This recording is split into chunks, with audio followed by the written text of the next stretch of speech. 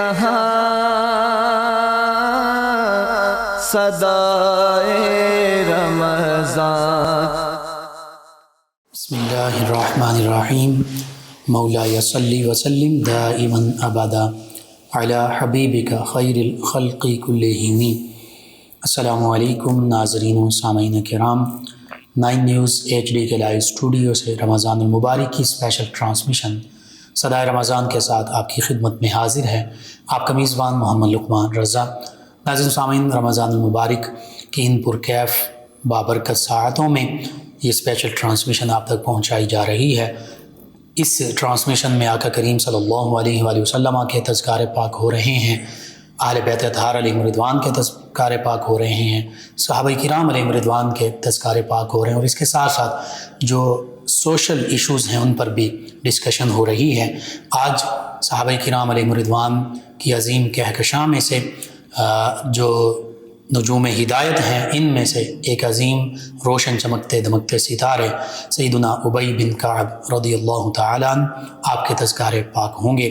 اس حوالے سے ہمارے ساتھ شریک گفتگو ہوں گے ہمارے معزز مہمان اسلامک اسکالر جناب علامہ ضیاء المصطفیٰ قمر نظامی صاحب، شعبہ تدریس ایجوکیشن ڈپارٹمنٹ سے منسلک، اور آقا کریم صلی اللہ علیہ وآلہ وسلم کی بارگاہ ناز میں ہدیہ عقیدت پیش کریں گے جناب حذیفہ عظیم قادری صاحب۔ میں آپ دونوں معزز مہمانوں کو خوش آمدید کہتا ہوں۔ سب سے پہلے علامہ ضیاء المصطفیٰ قمر نظامی صاحب، صحابہ کرام علیہم رضوان سبھی ہمارے لیے عظمت کے عظیم نشاں ہیں، ان میں سے سیدنا ابی بن کعب رضی اللہ عنہ آپ کے بھی نمایاں امتیازات ہیں۔ سب سے پہلے آپ کا تعارف، آپ کا خاندانی پس منظر اور قبول اسلام کا جو واقعہ ہے، اس حوالے سے ناظرین و سامعین کی رہنمائی کیجیے گا کہ انہوں نے کیسے اسلام کا شرف پایا اور کس عظیم گھرانے سے یہ تعلق رکھتے ہیں۔ بسم اللہ الرحمن الرحیم۔ اللہم صلی وسلم علی رسولک الکریم وآلہ الطاہرین، رب اغفر وارحم وانت خیر الراحمین۔ سب سے پہلے آپ کا 9 نیوز کی تمام ٹیم کا شکر گزار ہوں۔ حضور سید عالم نور مجسم صلی اللہ تعالی علیہ وسلم کی محفل میں بیٹھنے والے تمام اصحاب کی شان عرفہ و اعلیٰ ہے، تمام کا مقام و مرتبہ بہت عرفہ و اعلیٰ ہے۔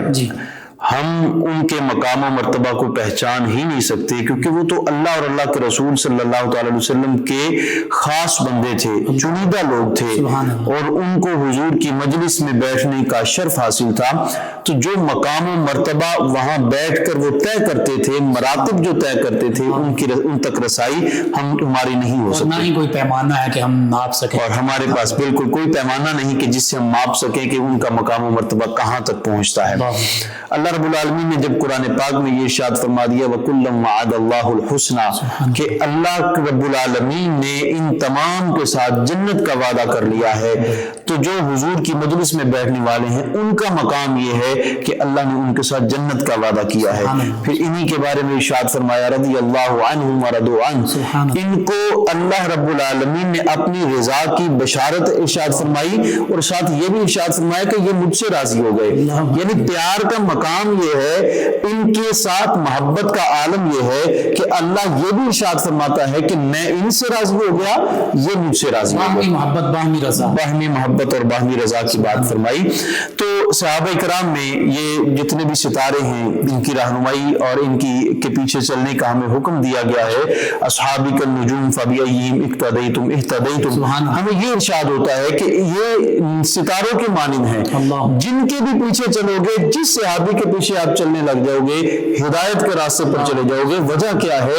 انہوں نے ہدایت کے جو مرکز محور ہے وہاں سے فیض حاصل کیا ہے، اور جو ڈائریکٹ مرکز ہدایت سے فیض حاصل کرنے والے ہیں، جو بھی ان کے پیچھے چلتا ہے پھر وہ ہدایت تک پہنچ جاتا ہے۔ تو آپ نے جو سوال کیا کہ حضرت ابی ابن کعب رضی اللہ تعالیٰ عنہ، یہ ان کا نامی اسم گرامی ابی ہے، یہ ان کے والد کا نام کعب ہے، اور یہ قبیلہ نجار خزرج سے تعلق رکھتے ہیں، اور ان کے قبیلہ کا نام معاویہ ہے، اور یہ عظیم قبیلہ کے مدینہ طیبہ کا انصاری، مدینہ طیبہ کے انصاری ہیں، اور ان کا انصار میں ایک عظیم مقام و مرتبہ ہے۔ تو حضرت ابی ابن کعب کی کنیتیں دو مشہور ہیں، ایک ابو المنذر اور ایک ابو الطفیل۔ ابو المنذر کنیت وہ ہے جو رسول کائنات صلی اللہ تعالی وسلم محبت کے ساتھ ان کو پکارا کرتے تھے اور ابو المنذر کہہ کے یاد فرمایا کرتے تھے. یہ اتنی کنیت آپ کو پسند تھی کہ ہمیشہ خواہش ہوتی تھی کہ سارے مجھے اسی کنیت کے ساتھ اور اسی نام کے ساتھ پکارے. پھر ابو طفیل، آپ کے بیٹے کا نام طفیل بھی ہے. اس نسبت کے ساتھ حضرت سیدنا فاروق اعظم رضی اللہ تعالیٰ عنہ نے اپنے دور کے اندر اس کنیت کو بھی پسند کیا. یہ نہیں کہ اس کنیت کے اوپر اس کو فوقیت دی، بلکہ کہا کہ یہ کنیت بھی تمہاری پسندیدہ ہے، اس کا بھی استعمال کیا کرو. تو یہ دو کنیتیں ابو المنذر اور ابو طفیل آپ کی مشہور ہیں. آپ نے بنو نجار کا ذکر کیا، یہ وہی قبیلہ اور خاندان ہے کہ جنہیں نبی کریم صلی اللہ علیہ وآلہ وسلم کے ساتھ نسبت حاصل ہے، پہلی میزبانی کا شرف حاصل ہے. اور خاندانی طور پر سیدہ آمینہ سلام اللہ علیہا اور آقا کریم صلی اللہ علیہ وآلہ وسلم کے آباء و اجداد میں سے جو ننیالی خاندان ہے وہ خاندان بنتے ہیں. یہ حضور کے ننیال بھی ہیں اور مدینہ طیبہ کے پہلے میزبان ہیں. حضرت ابو ایوب انصاری بھی اسی قبیلے سے تعلق رکھتے ہیں. حضرت اسد بن زرارہ رضی اللہ تعالیٰ عنہ بھی اسی قبیلہ سے تعلق رکھتے ہیں. اور یہ حضرت ابی ابن کعب رضی اللہ تعالیٰ عنہ بھی اسی قبیلہ کے عظیم فرد فرید ہیں. تو آپ کے القابات تین مشہور ہیں.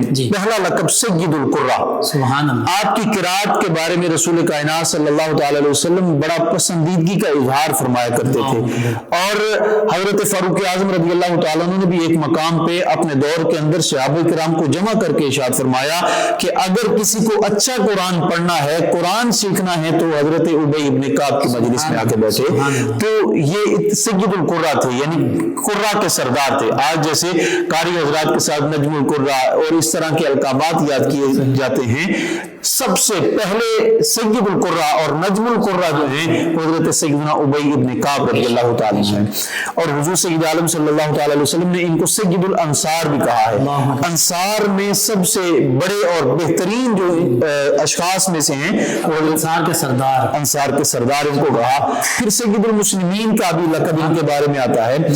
واضح ہے کہ سید المسلمین تو آقا کائنات صلی اللہ تعالیٰ علیہ وسلم ہیں، لیکن وہ انصار میں اور ایک مخصوص گروہ میں آپ کو سید المسلمین ہونے کا اعزاز بھی حاصل ہے. تو ان کے اتنے خوبصورت القاب ہیں کہ ان کے نام اور ان کے القاب کو اگر دیکھ لیا جائے تو ان کی شخصیت کا پتہ چل جاتا ہے کتنی خوبصورت شخصیت ہے.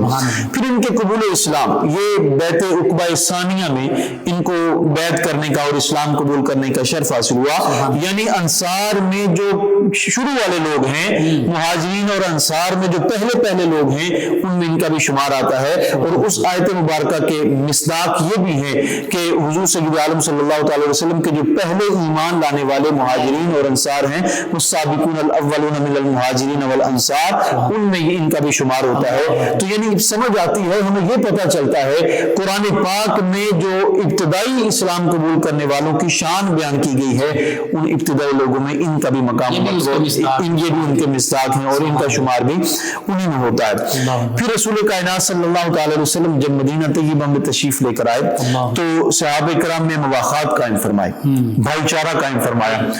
اس میں ان کے حصہ میں جو بھائی آئے وہ حضرت سعید ابن زید رضی اللہ تعالیٰ عنہ ہیں جو عشرہ مبشرہ میں ہیں. تو ان کو جس بھائی کے ساتھ مواخات کا شرف حاصل ہوا وہ کوئی عام صحابی نہیں بلکہ عشرہ مبشرہ ہے. ان 10 میں سے ہیں جن کو اس دنیا میں رہتے ہوئے جنت کی بشارت، نام لے کر ان کی بشارت، ورنہ تو سارے صحابہ کرام کے لیے جنت کا وعدہ ہے، لیکن ان کے نام لے کر رسول کائنات صلی اللہ تعالی وسلم نے بشارت ارشاد فرمائی. تو ان کو ان کے ساتھ شرف مواخات حاصل ہوا. اللہ اکبر. پھر ظاہری اوصاف، حلیہ مبارکہ، پھر اخلاق، کردار، کہ جس کی خوشبو اور مہک پھر ان کے قبیلے میں پھیلی اور دیگر لوگوں نے بھی اسلام قبول کیا، اس پر بھی ان کا حلیہ مبارک بڑا خوبصورت انداز میں بیان کیا ہے.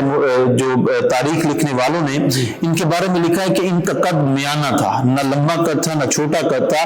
جو آئیڈیل قد ہوتا ہے، پسندیدہ قد ہوتا ہے، ویسا ان کا قد تھا. جسامت کچھ دبلی تھی، رنگت سفید تھی جو سرخی مائل تھی، جس کو بہت پسند کیا جاتا ہے، دیکھنے کو بھاتا ہے رنگ، اس رنگ کے تھے. پرخون پرجوش، پرخون اور پرجوش اور خوبصورت انداز میں آپ کا چلنا پھرنا.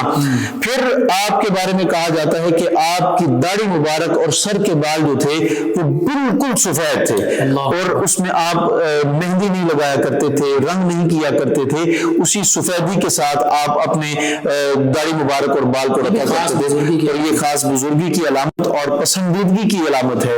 اور سفید داڑھی والے کو تو اللہ رب العالمین بھی حیا کرتا ہے اور پسند فرماتا ہے. تو یہ ان کا چہرہ مبارک سرخی مائل سفید رنگ کا تھا، اور ان کا حلیہ مبارک بڑا خوبصورت تھا. پھر آپ کا جو اخلاق ہے بہت بہترین تھا.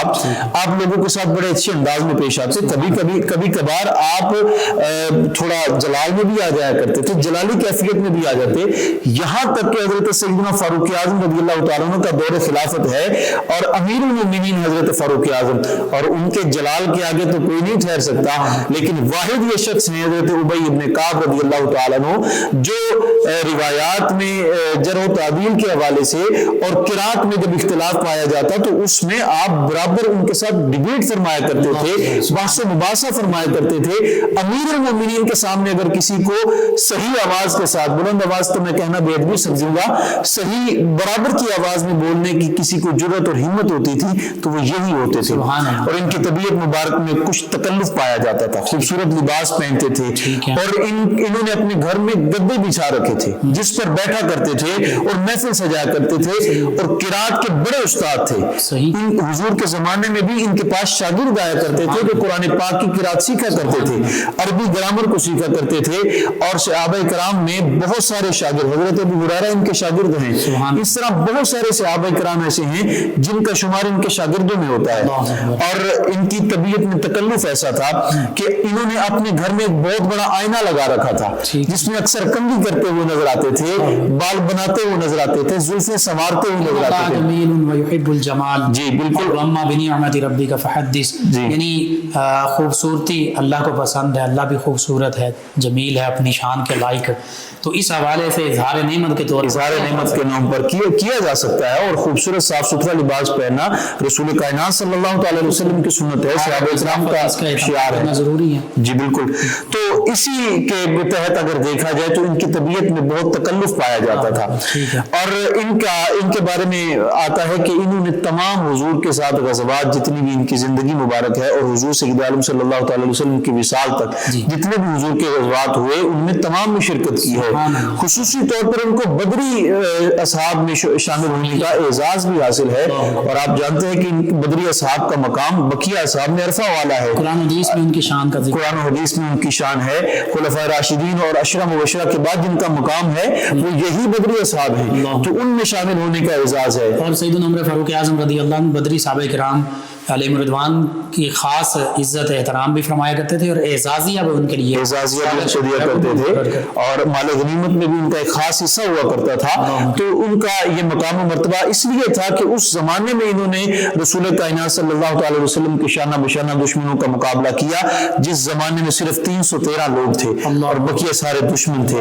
پوری دنیا جب دشمن ہو اور 313 لوگ صرف ساتھ ہوں تو ان کا مقام و مرتبہ پھر اللہ کے ہاں بھی ہوتا ہے، اللہ کے محبوب کے ہاں بھی ہوتا ہے. تو انہوں نے غزوہ بدر، غزوہ احد، غزوہ خندق اور طائف تک کے غزوات میں انہوں نے شرکت فرمائی ہے. سبحان اللہ، بہت خوب. ناظرین سامعین، سیدنا ابی بن کعب رضی اللہ تعالیٰ عظیم کہکشاں میں سے ایک عظیم ستارے، ان کے حوالے سے گفتگو ہو رہی ہے، سلسلہ کلام جاری رکھتے ہیں. اس دوران ایک نعت رسول مقبول پروگرام کا حصہ بناتے ہیں. ہمارے ساتھ موجود ہیں ہمارے مہمان ثنا خان جناب حذیفہ عظیم قادری صاحب. نبی رحمت صلی اللہ علیہ وآلہ وسلم کی بارگاہ اقدس میں الہائے عقیدت پیش کریں گے جناب حذیفہ عظیم قادری صاحب. اے رسول امین،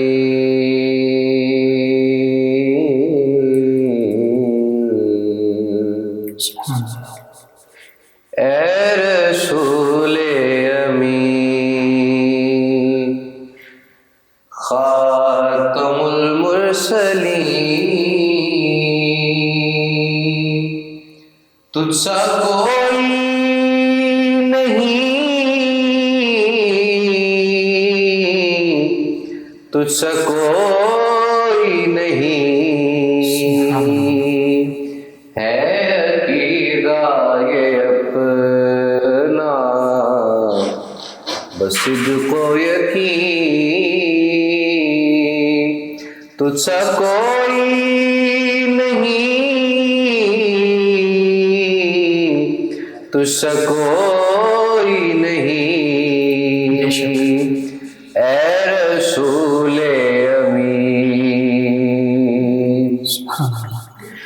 دست قدرت نے ایسا بنایا تجھے، جملہ اوصاف سے خود سجایا تجھے، دست قدرت نے ایسا بنایا تجھے، جملہ اوصاف سے خود سجایا تجھے، اے زر کے حسین، اے بد کے حسین، تجھ سا کوئی نہیں، تجھ سا کوئی نہیں، سبحان اللہ۔ اے رسول امین۔ سبحان اللہ۔ بزم کونین پہلے سجائی گئی، پھر تیری ذات میں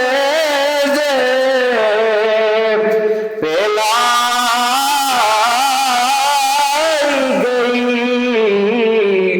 بزم کونین پہلے سجائی گئی، پھر تیری ذات میں پھیلائی گئی، سید الاولین سید الآخرین، تجھ سا کوئی نہیں،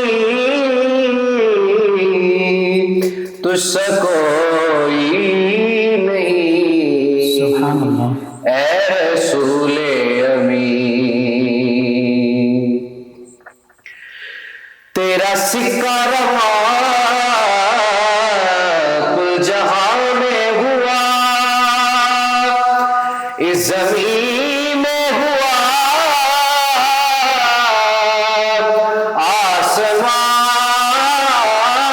آسمان میں ہوا، تیرا سکہ رواں کل جہاں میں ہوا، اس زمین میں ہوا، آسمان میں ہوا، کیا رب کیا جم سب ہے زیر نہیں، تجھ سا کوئی نہیں، تجھ سا کوئی نہیں، سبحان اللہ۔ اے رسول امین۔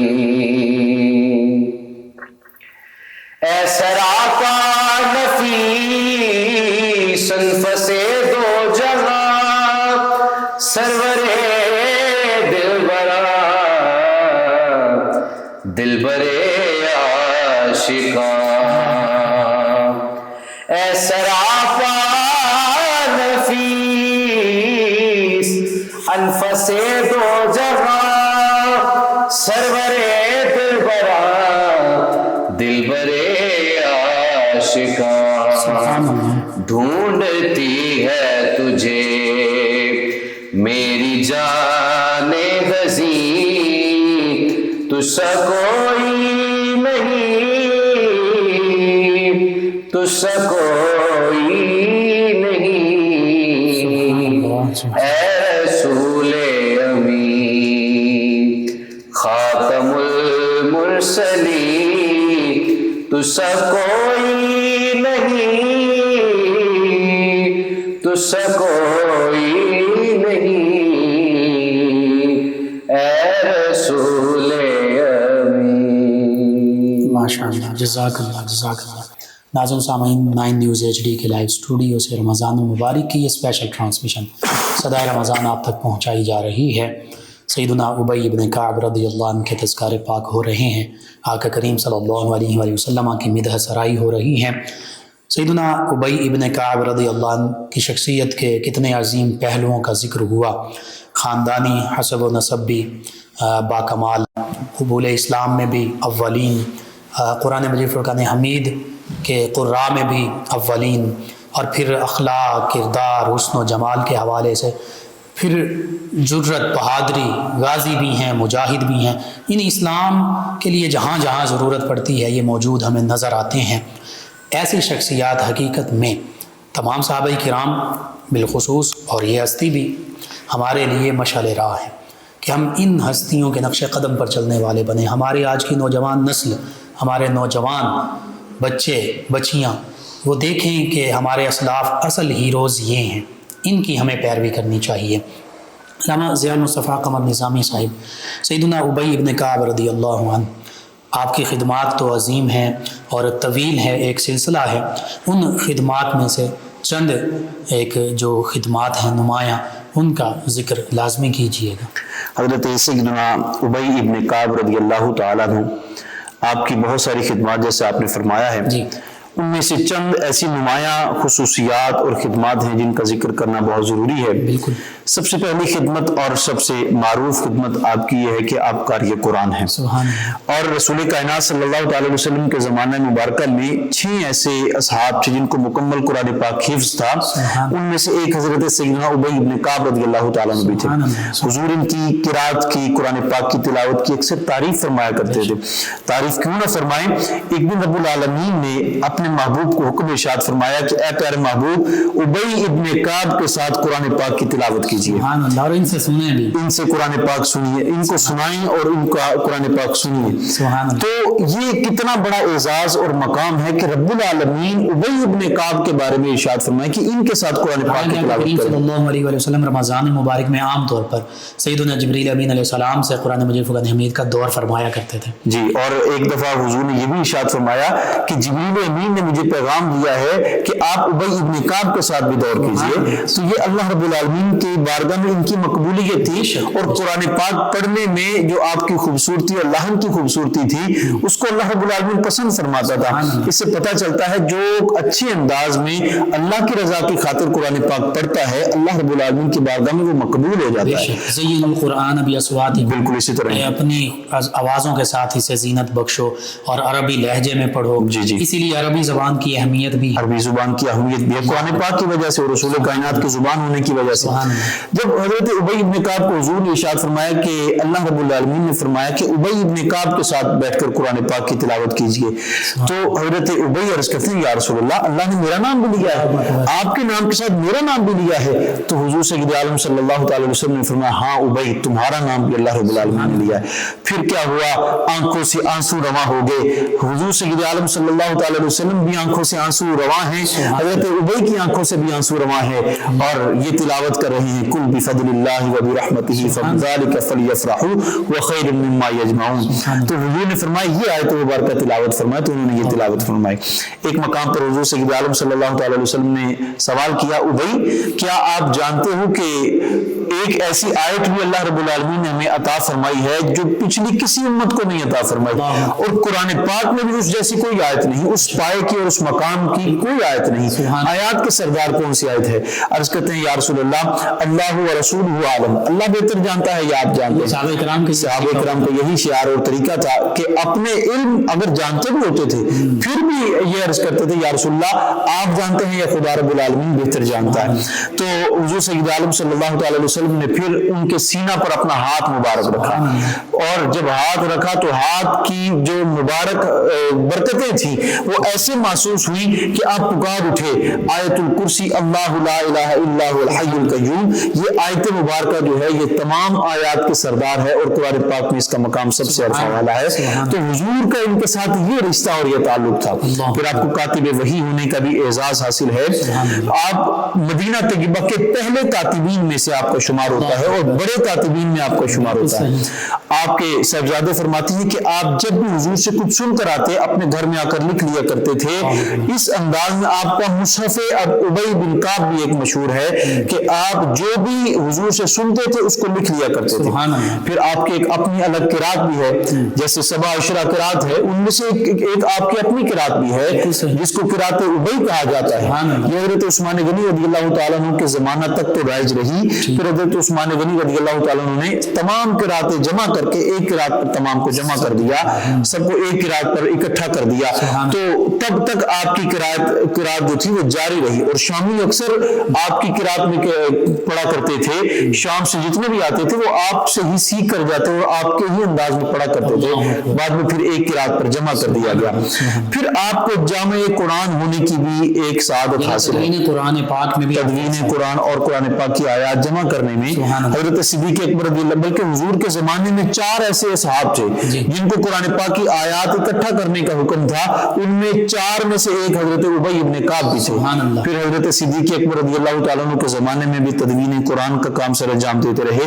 حضرت فاروق اعظم کے زمانے میں بھی, اور حضرت عثمان غنی رضی اللہ تعالیٰ عنہ کے زمانے میں جب قرات کا اختلاف پایا گیا تو آپ کو اس بات کی سرداری دی گئی اور آپ کو قرا کا رئیس بنا کے, سردار بنا کے, سید القرا ہے, اور آپ کو اس کمیٹی کا سربراہ بنا کے کہ جو قرات آپ فرمائیں گے اسی پر اکتفا کیا جائے گا.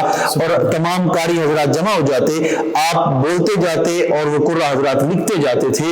تو آپ کو یہ حیثیت اور مقام حاصل تھا کہ آپ سید القرا ہیں, رئیس القرا ہیں. پھر اس کے ساتھ ساتھ آپ کو اور بھی بہت ساری خدمات کا شرف بھی حاصل ہے کہ آپ حضور سید عالم صلی اللہ تعالی وسلم کی بارگاہ سے جو علم حاصل کرتے تھے اس علم کو آگے اجتہاد کرنے کا بھی آپ کو, کیونکہ آپ فقیہ بھی تھے اور اجتہادی حیثیت بھی آپ کو حاصل تھی, اور آپ قرآن پاک کو ایک مجتہد کی حیثیت سے پڑھا بھی کرتے تھے اور آگے پڑھایا بھی کرتے تھے. اور صحابہ کرام, جیسے میں نے پہلے بھی عرض کیا, صحابہ کرام میں بہت سارے آپ کے شاگرد تھے اور بہت سارے اصحاب کے آپ استاد ہیں جن کو آپ نے قرآن پاک کی قرات بھی سکھائی اور قرآن پاک کے علوم بھی سکھائے. اور آپ کو تفسیر کا علم بھی حاصل تھا, حدیث کا علم بھی حاصل تھا, اور آپ کا علم کا مقام یہ تھا کہ آپ شان نزول کو بھی اچھے انداز میں جانتے تھے اور ناسخ و منسوخ کا بھی علم رکھتے تھے. یہاں تک کہ حضرت فاروق اعظم اپنے دور کے اندر امیر المومنین ہونے کی حیثیت سے بھی آپ خود چل کے ان کے گھر میں تشریف لے جاتے اور وہاں پہ جا کر جو بھی نوازل و حوادث کا علم جو ہوتا تھا, جہاں بھی مشکل پیش آتی تھی, ان کے پاس جا کر علم سیکھا کرتے تھے. پر یعنی علامہ صاحب دیکھیے ان کے شخصیت کے کئی پہلو, ان میں سے نمایاں ہی صرف ان کا ذکر کر لیا جائے تو حافظ بھی ہیں, قاری بھی ہیں, عالم بھی ہیں, مفسر بھی ہیں, محدث بھی ہیں, فقیہ بھی ہیں, مجاہد بھی ہیں, مجتہد بھی ہیں. کیسی کیسی شانیں ہیں. اور عبادت, زہد و تقوی, وہ تو صحابہ کرام علیہم رضوان کی عظیم شان ہے. والذین یبیتون لربہم سجدا و قیاما کے پیکر. اور سب سے بڑھ کر دیکھیے تو صحابیت کا شرف ہی ایسا شرف ہے کہ باقی تمام شرف جو ہیں وہ اس سے پیچھے رہ جاتے ہیں. یہ سب سے عظیم شرف ہے. اور اس کے ساتھ ساتھ بقیہ تمام خصوصیات لے کر اپنے ساتھ رکھنا اور حضور کی بارگاہ میں اور اللہ کی بارگاہ میں مقبول ہونا, یہ بہت بڑی سند ہے. آپ کو علم حاصل کرنے کا بڑا شوق تھا. حضور کی مجلس میں صحابہ کرام روب نبوت کی وجہ سے اکثر سہم کے بیٹھے ہوتے, خاموش رہتے تھے. سوال ذہن میں آتا اور نہیں کر پاتے تھے, ہمت نہیں ہوتی تھی.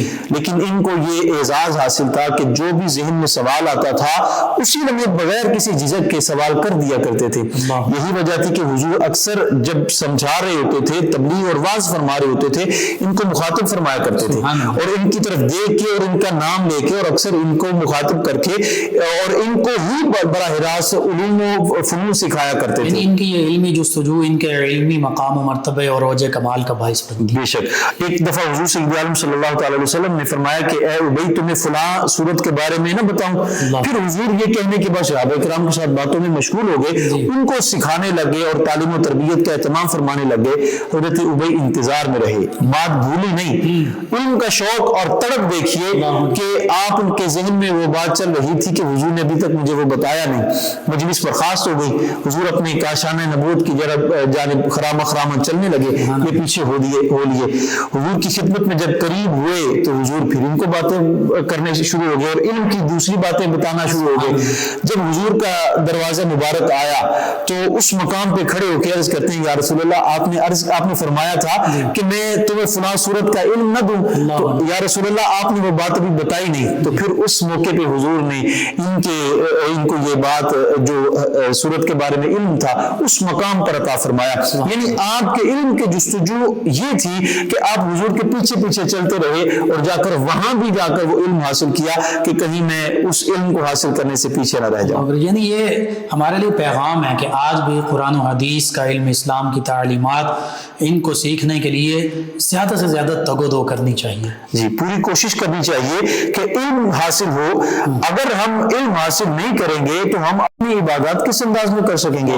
ہمارے جو ضروری علوم ہیں جن میں طہارت کے مسائل ہو گئے، نماز کے مسائل ہو گئے، ہمارے بنیادی عبادات کے مسائل ہو گئے، عقائد و نظریات کے ہو گئے، اگر ہم وہ سیکھیں گے نہیں، جستجو نہیں کریں گے تو ہمارے پاس وہ کیسے آئے گا؟ کہا جاتا ہے کہ نصف علم جو ہے وہ سوال کے اندر پوشیدہ ہوتا ہے. جب سوال ہم نہیں کریں گے تو ہم علم کیسے حاصل کریں گے؟ تو ان کا یہ اعزاز تھا کہ جو بھی ذہن میں بات آتی تھی وہ بلا جھجک حضور سے سوال کر لیا کرتے تھے، اور حضور بھی ان کو کثرت کے ساتھ علم سکھایا کرتے تھے. یہاں تک کہ حضور اکثر فرمایا کرتے تھے اے ابی اللہ تمہارے علم سے تجھے مسرور کرے. یعنی آپ کو یہ دعا ارشاد فرمائی کہ تمہارا علم جو ہے وہ تمہارے سرور کا باعث بنے، یعنی تمہاری یہ جستجو ہمیشہ جاری و ساری رہے. ڈاکٹر صاحب دیکھیے، علم ہم کھانا 2 ٹائم 3 ٹائم کھاتے ہیں، لیکن کھانے کی بہت فکر ہوتی ہے. حقیقت میں غور کیا جائے تو علم کی ضرورت ہمیں ہر لمحہ ہے، چلنے کے لیے، اٹھنے کے لیے، بیٹھنے کے لیے، کھانے کے لیے، گفتگو کے لیے، عمل کے لیے، عبادت کے لیے، اپنی تھاٹس، عقائد، نظریات بہتر بنانے کے لیے ہر قدم پر ہمیں علم کی ضرورت ہے. یہی بات ہمارے بزرگان دین سے ہمیں پتہ چلتا ہے. بزرگان دین نے جب جہاں ڈیرا لگایا وہاں پر خانقاہی نظام کو مکمل طور پر رائج فرمائے. وہاں تعلیم و تربیت کا بھی اہتمام ہوتا تھا، مدرسہ ہوتا تھا، وہاں پر مسجد کا بھی اہتمام ہوتا ہے جہاں پہ صوم و صلات کی پابندی کی جاتی اور سکھائی جاتی تھی. تو یہ خانہ بھی ہوتا تھا. یہ جو مسافر آتے تھے، جو شاگرد آتے تھے، ان کے لیے اہتمام ہوتا تھا. اس میں بنیادی چیز جو تھی وہ علم کا حصول تھا. آج ہماری خانقاہی نظام سے جو یہ چیز نکل گئی ہے تو روح ختم ہو گئی ہے. اصحاب صفا کا یہی خانقاہی نظام حضور کا تھا جس میں وہ سیکھا کرتے تھے. علم کی جستجو ہے جو ہے وہ خالق تک پہنچاتی ہے. جو بندہ علم کی جستجو میں لگ جاتا ہے تو علم کا جو خالق ہے وہ بھی اس کو مل جاتا ہے. اور حضور سید عالم صلی اللہ تعالی علیہ وسلم نے اپنے آپ کو بحیثیت استاد متعارف کروایا. انما بعثت معلما، یعنی علم کے ساتھ نسبت جو ہے اپنی قائم فرمائی. اور صحابہ کرام شاگرد ہونے کی حیثیت سے حضور کی بارگاہ میں مقبول ہیں. حضور استاد ہیں، وہ شاگرد ہیں، درمیان دین علم ہے. صحابہ کرام اور حضور کے درمیان جو رشتہ ہے وہ ایک علم کا رشتہ بھی ہے. اور جو بات آپ نے ارشاد فرمائی، متعلم کا رشتہ ہے. جو بات آپ نے ارشاد فرمائی، بہت اچھی بات آپ نے ارشاد فرمائی ہے کہ پہلی وحی جو نازل ہو رہی ہے اس میں بھی پڑھنے کے متعلق بات کی جا رہی ہے. تو ان کی جستجو جو علم کی تھی ان کو حضور کی مجلس میں ممتاز کر دیتی تھی. حضور ان کو مخاطب ہو کے، حضور ان کو براہ راست خطاب فرما کے بھی ان سے باتیں ارشاد فرماتے تھے. بہت کمالات ہیں ان کے وصال کے حوالے سے وقت کے دامن کو دیکھتے ہوئے. حضرت ابی بن کعب رضی اللہ تعالیٰ عنہ کے وصال کے بارے میں تاریخی اختلاف پایا جاتا ہے. بعض نے 32 ہجری کا بھی کہا، 33 ہجری، اور ایک روایت جس میں حضرت عثمان غنی رضی اللہ تعالیٰ عنہ کے دور میں 39 ہجری میں. پہلی روایات میں تو حضرت سیدنا فاروق اعظم رضی اللہ تعالیٰ عنہ کے دور میں ان کا وصال ہوتا ہے. لیکن حضرت عثمان غنی رضی اللہ تعالیٰ عنہ کے دور میں جو انہوں نے قرآن پاک کی تدوین کا اور جمع قرآن کا جو فریضہ سے انجام دیا ہے، اس سے اندازہ ہوتا ہے کہ یہ 39 میں جو روایت اب کی جاتی ہے 39 وہ راجح ہے کہ حضرت عثمان غنی رضی اللہ تعالیٰ عنہ کے دور میں ان کا وصال ہوا 39 ہجری میں. اور روایات میں یہ بھی ملتا ہے کہ حضرت عثمان غنی رضی اللہ تعالیٰ عنہ نے ہی ان کی نماز جنازہ پڑھائی. تو اس سے پتہ چلتا ہے کہ 39 ہجری میں ان کا مدینہ طیبہ میں وصال. سبحان اللہ. آج کی اس گفتگو کا خلاصہ اور مختصر سا پیغام کیا دینا چاہیے؟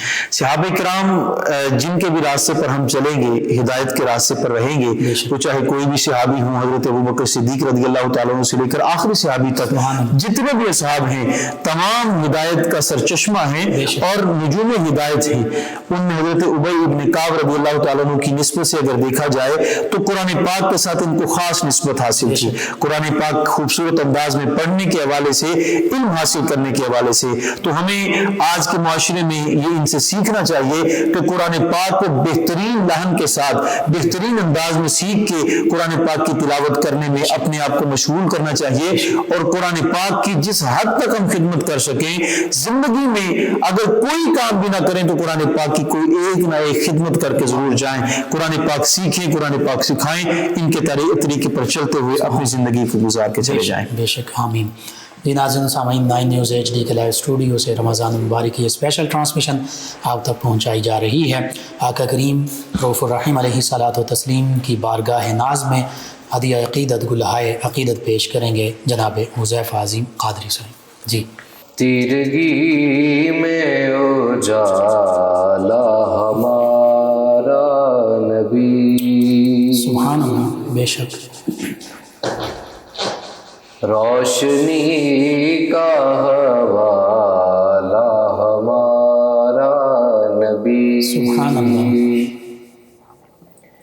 غیب داں کملی والا ہمارا نبی،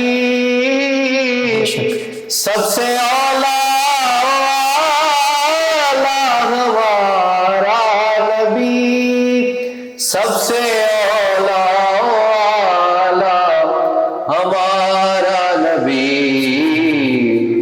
سب سے بالا والا ہمارا نبی، سبحان اللہ، سب سے بالا والا ہمارا نبی،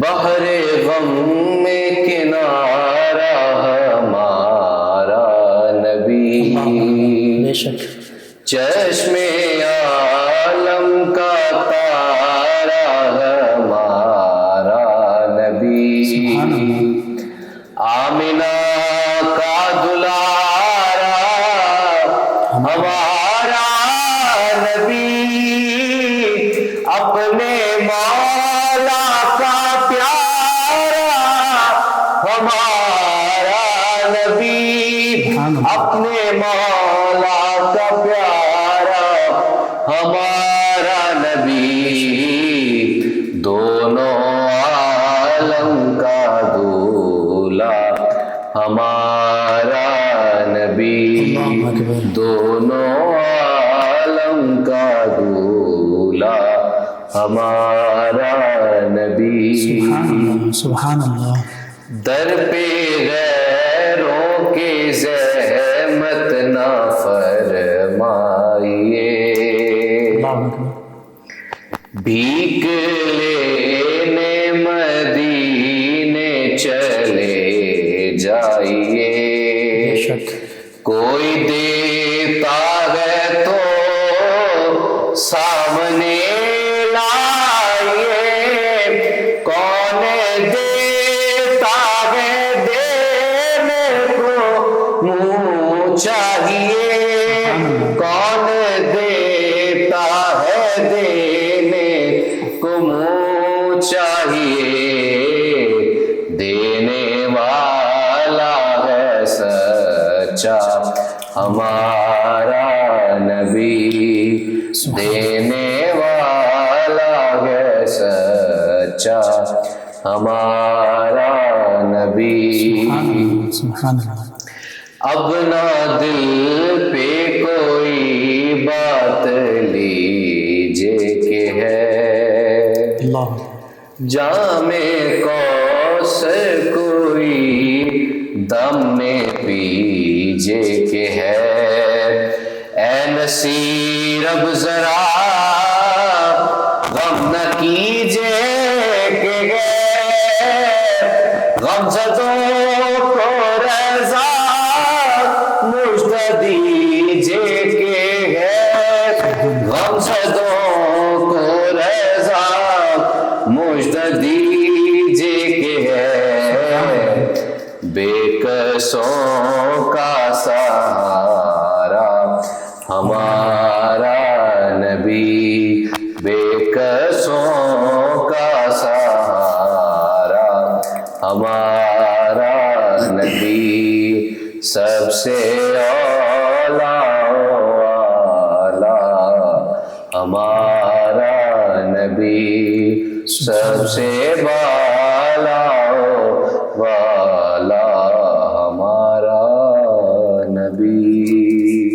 ماشاء اللہ، جزاک اللہ. بہت خوبصورت تضمین کے ساتھ اعلیٰ حضرت امام احمد رضا خان قادری علیہ رحمہ کا کلام. ماشاء اللہ. ناظرین سامعین، 9 نیوز HD کے لائیو اسٹوڈیو سے رمضان المبارک کی یہ اسپیشل ٹرانسمیشن آپ تک پہنچائی جا رہی تھی. آج کا یہ پروگرام اختتام پذیر ہوتا ہے. اپنے میزبان محمد لقمان رضا اور ہمارے معزز مہمانوں کو اجازت دیجیے. اللہ نگہبان. فیض شاہ جہاں صدائے رمضان